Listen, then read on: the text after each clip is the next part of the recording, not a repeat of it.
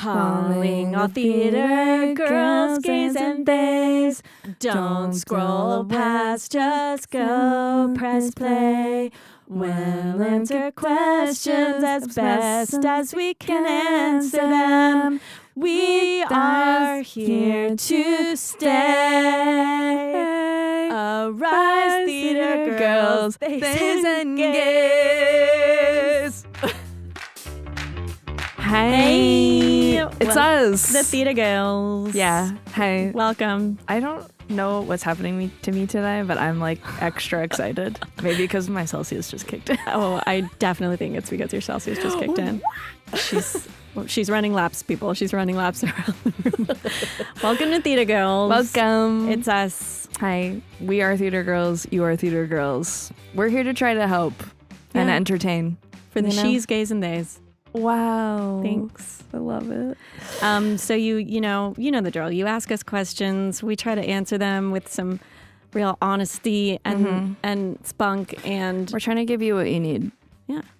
And sometimes the delivery is going to be soft, and sometimes it's going to be crunchy. Might be crunchy or smooth. Yeah, but we're delicious either way. We're either a Nature's Valley bar or one of those like really gooey cinnamon like Pop-Tarts. Ooh. That you didn't put in the toaster. Yeah. Right? A raw Pop-Tart. Yeah. Mm-hmm. Both delicious. Okay, how are you doing? Are you good? I'm honestly... Do you need to do some jumping jacks? I'm great. No, okay. I think I'm directing my yayas at the right place. Raise your yaya. I was actually referencing my mom when she talks about, you need to get your yayas get out. Your yayas get out. your yayas out. That's a Southern mother. You really Southern mother thing. You go run outside, get your yayas out. Get your yayas out. You're all over the place today, girl. We don't need to raise our yaya. Okay, so we should we listen to our question? Yes, please. Okay, so this question is coming from Haley, who sent us a cool voice memo question to our Gmail, which is theatergirls4e@gmail.com, which is THTR GRLZ 4E. Oh my God, it's so hard to say. At gmail.com. So Jeffrey, please roll tape. Hi, Rachel and Barrett. My name is Haley, and I live in New York City. I am an actor, singer, and dancer. I moved here 10 years ago after I got my BFA in acting. And I have had a really great journey. I've worked regionally, I've done a tour, I've done cruises, and I've been really blessed to work pretty consistently throughout all the 10 years. That being said, I am heartbroken that I have not made my Broadway debut yet. And it gets to the point sometimes where it knocks my soul down. It dims my light for sure. Now, after years of classes and hustling and advice and survival jobs, to be able to take the classes and hustle and show up to all the auditions and have coaches and map out plans and just constantly work on bettering myself, plus 10 years of regional and work under my belt, I feel really capable. Yet here in my own city, New York City, I can't break in. And these casting directors and these people know me now. I've definitely put in the work there. And I think I have a good reputation. That the feedback is never about lack of ability. It's always things that I can't control. A lot of times the feedback recently has been, just keep doing what you're doing. Just keep going. Just keep showing up. It's just got to be the right fit. You just got to keep going, keep doing you. And to be really honest with you guys, I don't want to wait anymore. And I don't know if I know how to wait anymore. And I wanted you to maybe speak to those of us that are waiting in the wings with our dance shoes and our backpacks and so many years of not being chosen and literally not being seen. Just let us know what you think and let me know what you think. I mean, why am I crying? Why am I crying? It's not happening to me and I'm crying. I think such a beautifully worded question. Thank you for sending us that. Thank you for trusting us to listen to that, because that's extreme vulnerability. Thank you so much. I think, first thing is just honestly like to take it in, because no matter where you are, from just moving to, New York or LA or Chicago to, Meryl Streep, there is always going to be a level where you feel like, are you on the wrong bus? Did you get off the bus? Should you stay on the bus? Every actor in their journey, I'm sure, feels like, yeah, but I still haven't done that one thing, or I still haven't hit this. Even though I've done all this, I still haven't hit this. And I think that it is the poison within this craft, if you will, and career that, I'm guilty of getting a job and thinking, what does this mean for the next job? 100%. And not just even like living in what it is in the moment. And, it's also, I really do commend people that move here post-school that maybe had a wherewithal about the industry, but maybe didn't. I had a mom that was in the industry, so I kind of had a little bit of like a guidepost, if you will. But, she came from a very different era. So I think there was a lot I still had to learn by myself and be really scrappy, if you will. And I didn't have a showcase or an agent or anything like that. I want you to talk about your mom a little bit more. My mom, everybody needs to know, was a performer in New York City. And she did tours and off Broadway and Broadway. Some might say a dancer. A dancer. And a dancer dances. And then, I think, I don't want to speak for her, but I think that meeting my dad was a really amazing thing for her, and she really fell in love, and they moved to a very small town and raised a family, and she was able to, open a dance studio. And were there times when I was growing up and I saw my mom maybe thinking or daydreaming about kind of what if? Definitely. That definitely happened. And I think my inner motor was like, never me. I will never be the person that will ever regret or ever look back. And then now becoming an adult and realizing like, of course I will, because there will always be things that human beings will want to, achieve and maybe not. And I do think I want to speak on one thing, because I have so many things you and I both could say about this question. And I know. The number one thing for me is I really see myself a lot in this question. I'm sure so many people do. When I moved here, I really wanted to be in the Cool Kids Club. I wanted to be at the Cool Kids table. I wanted to be part of like the young energy. When I moved here, it was all these kind of hot pop and pop rock musicals, and everyone was blonde. It felt like every single lead in every musical was blonde. The whitest woman you've ever seen. So blonde. With and 8 foot long legs. Yeah. And everyone was just, and so blonde. Hot. Yeah. Flat tummy. I mean, you name it. And I really wanted to be part of the Cool Kids table. I mean, I dyed my hair blonde at one point. I really felt like, thank you. But I really felt like I wanted the validation from sitting at the table. Yes. And what's really interesting was it didn't happen in the timeline I wanted it to, or I'd envisioned for myself, and it happened much later. Like I even did the thing of like, okay, Jennifer Aniston booked Friends when she was 25. So by the time I'm 25, I need to have my own friends. Thank you for saying the number that game, out loud. man. I still play the number game, and I'm pushing 40. I have to stop it. Well, I'm trying to like constantly what does that stop even myself mean? from doing that. Right. And I think that what is really interesting is like by the time my Broadway debut came, I had I was like, well, I guess I'm not part of the young kids like cool thing anymore. Truly. Like, whatever. I was there and you were like, I did it. I got a Broadway show. And I did it. It still was magical. It still was great. Yeah. And I was in my... It's an achievement. I was in my 20s. I was not old, like in the ground. But like, I did feel...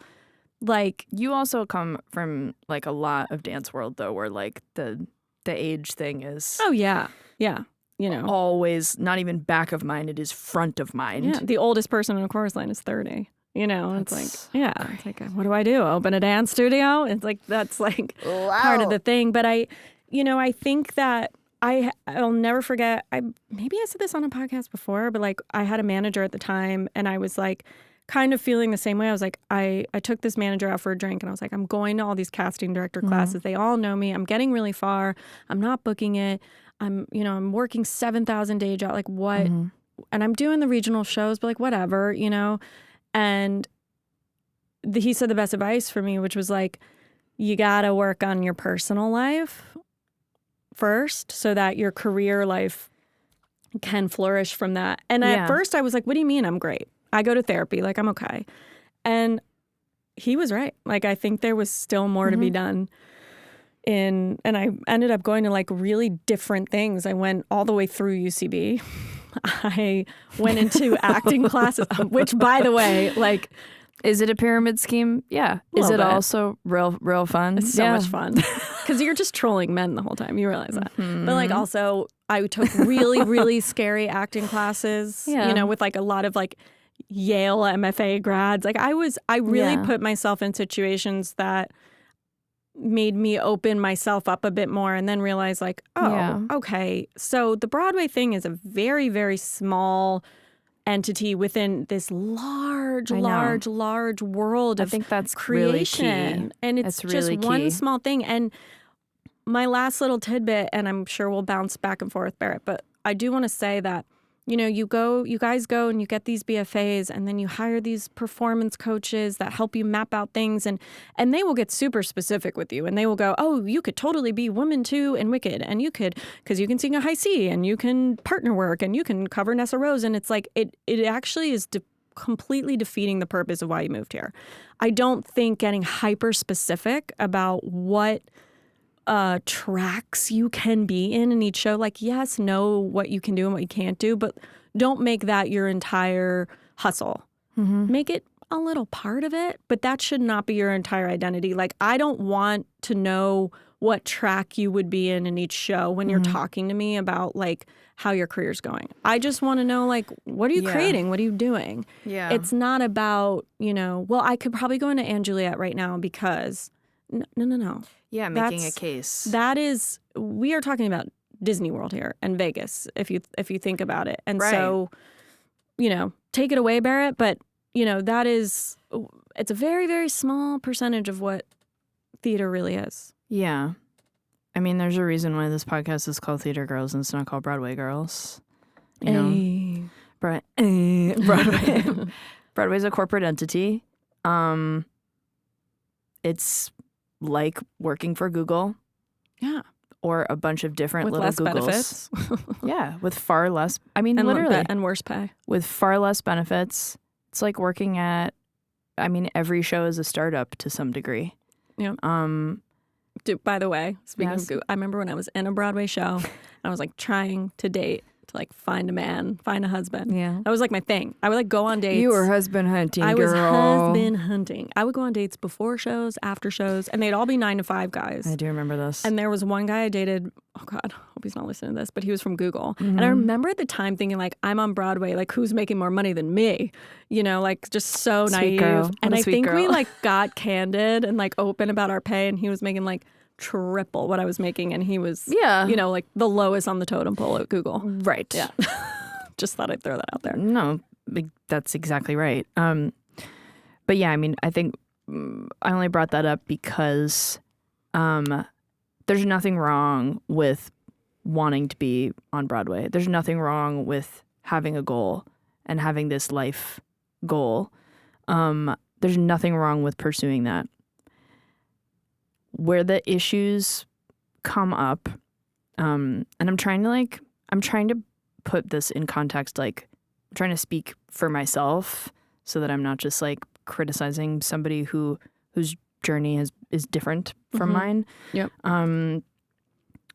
But like, it does make me want to cry. I'm just like thinking about her sweet voice. Don't cry. You got this. I know.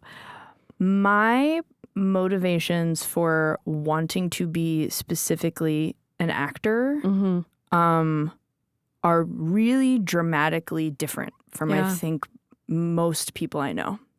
I'm not a dancer. I decided to major in musical theater, not because I am obsessed with musicals and want to just only do musicals and be on Broadway and that whole thing, which nothing wrong with that. But I decided to major in musical theater because I wanted to study. I was thinking of it like a double major. I wanted to study vocal performance and drama. That's what I wanted. And then I got to school and I was like, oh, this is real different. That's not. Yeah. There's a lot going on here. But I mean, I was really, really lucky to end up at an arts high school where, I mean, it's still the happiest time of my life to date, was being at that school, because the goal that we were all working toward as kids was to learn how to act, learn the nuts and bolts of what acting is. And part of learning the nuts and bolts of what acting is learning that, like, art is all kinds of art. Every medium is essential to a functioning society. And being able to use acting as an artistic medium to put ideas and performances and use yourself as the vehicle for nudging the needle forward socially. That's my only goal. Yeah. And it's not about, oh, you could be happy doing this in a basement. You could be happy doing this in a garage. It's not about that. I honestly probably couldn't. Like, I want to work to the best of my ability. Yeah. And I want to do that work. I want to present an idea of a person, an idea of how empowered and powerful and magical a woman can be. I want people to see that. For sure. And I want people to see that in me. I firmly believe, and I think that my purpose on earth is to make people, but specifically women, feel connected better and seen, or just better. But feel like they can live differently, live more joyfully, live more freely, and appreciate, but just be free. But I do think, Barrett, that there are some people, like, I have a lot of girlfriends that have been in, like 9 Broadway shows by now, that really don't have that agenda. And their agenda is, I just want to dance in a musical. I know. But that's why I bring this up, is because, like, this is the vantage point that I am working from. Right. Is I am coming into every room with a higher purpose. I'm coming into every acting class with that higher purpose. Right. When I'm going to take a voice lesson, that's my higher purpose. My purpose is it's not about Broadway. It's not about film. It's not about television. I honestly believe that this is what I was put on earth to do. And I do think I'm better at that specific job than most people are, because because I'm extremely passionate about it. Yes. And I think having had that higher purpose from a super young age, it just comes from this feeling of being completely ostracized and invisible, which was my experience in childhood. And I think through my work, all I'm ever trying to do is prevent as many people, no matter what age they are, prevent as many people from feeling that pain as much as I possibly can. So my advice is super woo-woo, and it's just like, what is the higher purpose here? Like, what is the goal that Haley can give herself to get herself out of this kind of like circuitous track of, like, if your only goal is to be on Broadway and to have that achievement and to be in any show, then girl, keep slogging it out. Yeah. It's not about appealing to other people. It's about deciding what are you trying to say with your work, and going into every class with a higher purpose, even if that higher purpose is just, I want to be on Broadway. That's your right. Yeah. While women still have rights in America, you better exercise your American right to try to be on Broadway. But let's just say, like, They have to choose you at a certain point. Like 100%. if you can My mom used to say that. She was like, it's the go fish game. 100%. Like eventually it will be you. Yes, if you can get your shit, if you can get all of your skills in earnest to a point where you are undeniable, you are undeniably awesome at something, and not like you feel good about it, you feel like proud of yourself, but get your shit to a point where people cannot deny that you are good at this, then all it is showing up. Yeah. Because eventually, like, whoever would be in front of you in line is going to be booked on something. Yes. And they're going to have to go to somebody new. Or they just weren't it that day. Or they just sucked that day. Yeah, or they just weren't the thing. Like the time that I auditioned for, what was the Meatloaf show? Remember that? Oh, I went in for that. Bad Out of Hell. I auditioned for Bad Out of Hell. Yeah. But I didn't see the second page. They sent the audition packet. I learned the scene. I didn't see the second page. Song. There was a whole song. Sure. That I was supposed to learn, and I absolutely didn't learn it. And I tried to sing it without ever having looked at it before, and I don't sight read. Somebody else got that job on that tour, that I was honestly pretty perfect for, and everybody was pissed at me because I showed up unprepared. Didn't that tour like not happen? It happened. It was happening. I think there was like a huge like lawsuit, and they had to close earlier. It wasn't Bad Out of Hell. There was something else that was like really similar to Bad Out of Hell. Yeah. That like a couple of our friends were on. And there was a role in the show that I was completely perfect for. The Queen show. That's what it was. Oh, yeah, that's a similar one. I was completely perfect for one of those roles. Sarah Moosh. Literally, yeah. Thank you. See, good memory. And I should have been able to roll in and just be like, yeah, it's me. Great. Yeah. And hey, listen. And I screwed it up and they gave it to somebody else. And that was her first thing, I think. Yeah. They have to pick you eventually because one day I'm going to screw up. I'm going to fuck up. One day Rachel's going to fuck up. Rachel fucks up a lot. One listen, day, guys. and it's not just talking about us. There are other people in the industry who they got credits. They got shit on their resume. They've been working a lot. They've been in a bunch of Broadway shows. One day they're going to fuck up and you're going to be there and you got to be ready to go. Even like honestly, it's not even like fucking up because like there have been times where I've gone in for shows. For me, that was fucking. And all the girls were brilliant, right? It's like every singer, dancer, and every triple threat was in this room. Embarrassment of riches. It was an embarrassment of riches, and there was one girl that was gonna get it that day. And they just went, yeah, a little bit. They threw spaghetti at the wall, but I gotta say, like, yes. It is an amazing achievement to be on Broadway. I would never ever put that down or make anyone feel less about it, but it has become, especially now, is this the Broadway we knew about growing up or we dreamed of growing up? No, it's very different now, and there's so much money on the line. It's one movie musical after another, and there is some amazing work on Broadway, but there is also a lot of like there's a lot of, speaking of throwing shit at the wall and seeing what sticks, and there's a lot of like repetition. There's a lot of people quote trying things right now, and there's a lot of work that at the end of the day, it does become a day job. I think it was Alex Brightman had said it because they were asking about, it was either like School of Rock or Beetlejuice. And he was like, he was kind of saying what you were saying, Barrett, like I want to go in and I want to do the thing. And he was like, when I'm in these shows, was he in Wicked? He was talking about some show and he was like, I'll never forget this interview because it was so powerful. And he was like, after a while, it's a day job. And these people will stay in the day job for a long time, but like the magic's gone. Like the synergy's really hard to keep alive. And like I always say, like Broadway is amazing for a week. Especially when you make the debut or you got the opening night or it's just your opening night because you were placed in a show. And it's the confetti comes from the sky. You have your moment and then it's just a job. Yeah. And then it is same shit with a bigger paycheck maybe.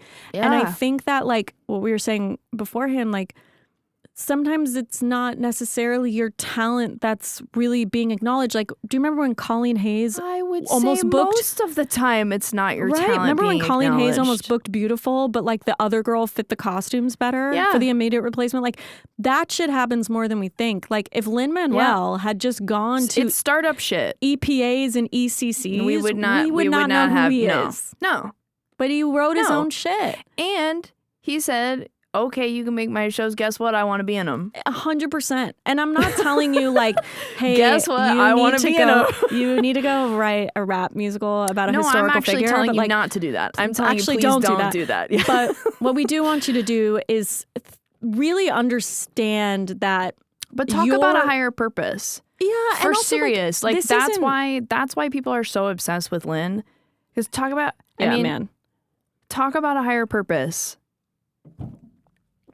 Yeah, he was here to shake some shit up. Yeah. Well, he was here to say, specifically with In the Heights, he was here to tell us alive. like, yes, he was here to tell us a really beautiful story about a part of New York that more people need to be familiar with. And a community. Like, and these people and these families, and that family is, oh God, I could keep going about In the Heights. I love it so much. But it's wonderful. I want to say, Haley and all these theater girls, that it's not that you're looking to have a final moment, because I hope I hope you all realize that like you can act until you die. Like there's no retirement. Yeah. I have kids. Mm-hmm. I'm still doing it. So you don't have to stop acting when you get married and have a family. No, and also you shouldn't. Like it's about you become a finer actor the longer you're on this earth and the more life experience you have. 100%. And I honestly, I can't wait for my kids to go. No, I can't wait. I look forward to a time where like my kids are in college and I like go do like Madame Morrible on tour or something. 100%. You know what I mean? Where it's like, I don't expect to stop any moment. No. I hope that I'm the old crabby lady in A Little Night Music when I'm 80. 100%. And so honestly, dream role. Unbelievable. Are you kidding? Sitting down the whole time. Can you imagine?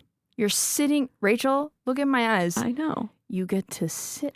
Well, first I have to be Charlotte. Act. Yeah. I know. First I have to be Charlotte. We'll make it happen. I want to be Charlotte too. We'll make it happen in some weird way. But listen, it's not going to end.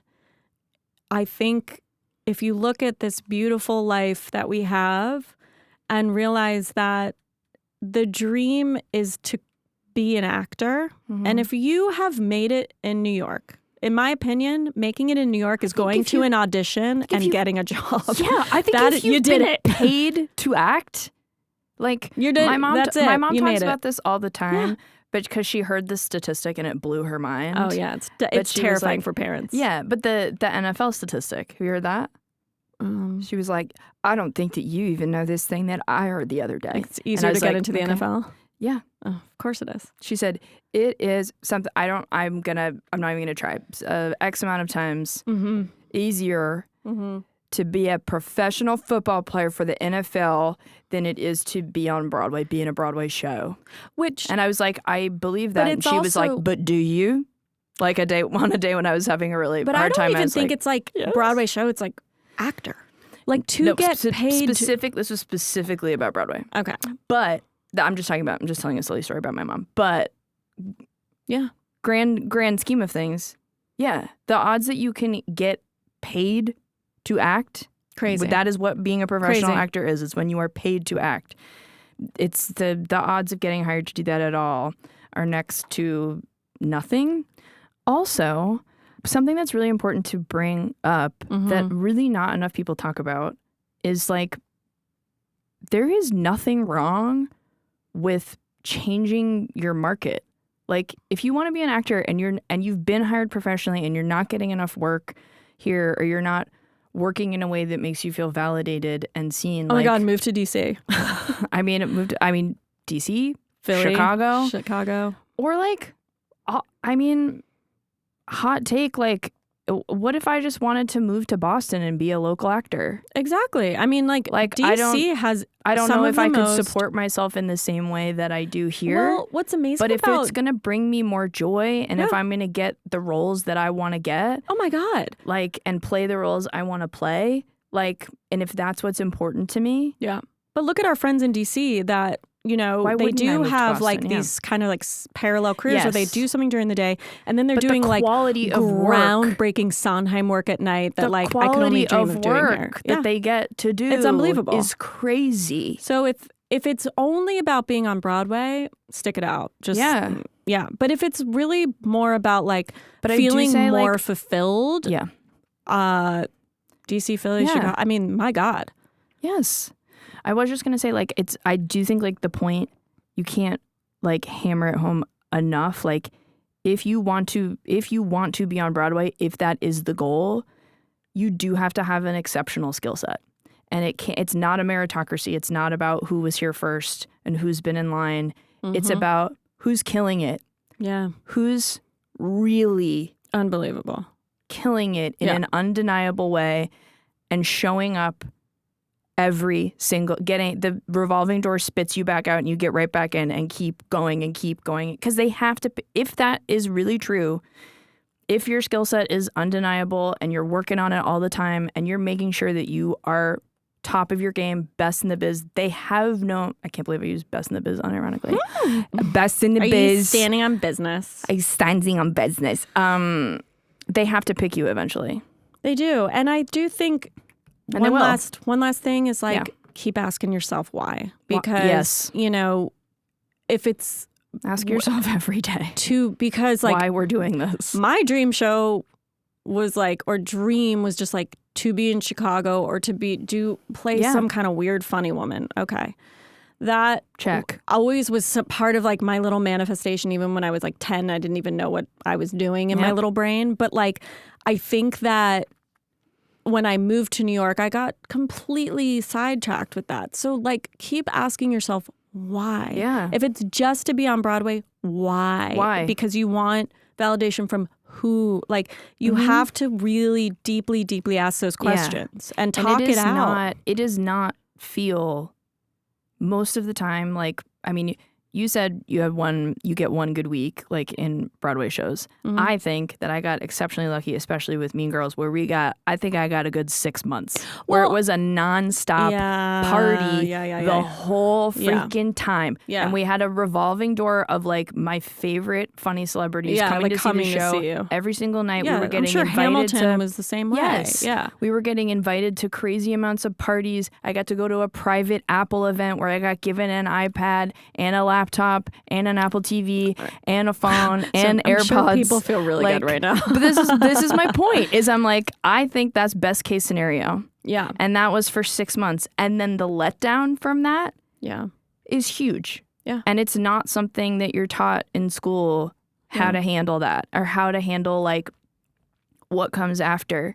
Well, the good news is like, I'm here to tell you, like, doesn't matter. All of it comes after. Life it keeps happening. And you know, I don't know if I think that Broadway in New York pays the bills more than any other theater. Yes. Job. And that is important. That's an important thing to say. You do get paid a premium, as you should. As you should, because you know what? It's really fucking hard. Yep. It's a really fucking hard job. It's brutal. And it's no joke. And I think that if you are fulfilled doing work and feeling good about yourself as an artist, you're so far ahead of the game. Because there are people on Broadway that maybe don't have that kind of higher purpose, that just want to show up, dance their little jig, and go home. Yeah. And maybe not even kick face. Maybe they just want to, like, you know, kind of, you know. And chill. So there's... They want to chill on Broadway. A little bit. And that's their business. And that's their business. And they're getting their pension and their health and whatever. But, like, let's find a way to ask ourselves why this really, really matters. Maybe let's break the stigma. And why it's breaking your heart. Yeah. Why, when she was talking about feeling heartbroken, that broke my heart. Like, I want to know why, specifically why it's breaking your heart. And when she got to the point where she was like, I don't think I'm willing to wait anymore. Well, don't. Yeah. If this is breaking your heart and if this thing that you love is breaking your heart and making you miserable, it's time to like really consider what we're doing here. Yeah. And I do think that you don't get that much time on Earth. I think you will look back and realize that spending a lot of time focusing on one thing to make happen, and it's making you stress, and it's breaking your heart, and maybe making you even physically sick. And hurting you. It's time. It's like a bad relationship. Yep. Most people are going to say, hey, maybe just like give it a break for a minute. And I think there's power in that, because I took a break for a second. I'm taking a break kind of right now. And you know what? It's okay, because I'm going to play the old lady in a Little Night Musical in Haiti. I'll make sure of it. And I don't know how, but we will make it happen. So Haley make it happen. And all theater girls, we want you to be happy first and foremost. Work and healthy on finding balance and joy. And don't put Broadway as the only way to bring you that. Yeah. And we love you so much. Like, we love you. Prioritize your joy and your sanity. Well, that's it, theater girls. That's it for today. Really appreciate that genuine, heartfelt beautiful question. Thank you. Question, and we hope we answered it as best as we could. Ask us more stuff. Yeah, we like it. And we want a voice note. We want to hear your beautiful voices. Barrett, where can they email us? They can email us. You're like, you say it. You say it. I can't. Email us at theatergirls4e@gmail. That's THTR GRLZ 4e@gmail.com. 4e like forever. And we love you. And we love you so much. Thanks for listening. Keep the magic alive. That was the end of the podcast. You made it all the way to the end of the tape. Now go touch grass and get outside. Time to go outside and remember that everything is better outside. And everything's gonna be okay. You're okay. That really is the end, though. Okay. Jeff's crying. Jeff's crying. We made Jeff cry.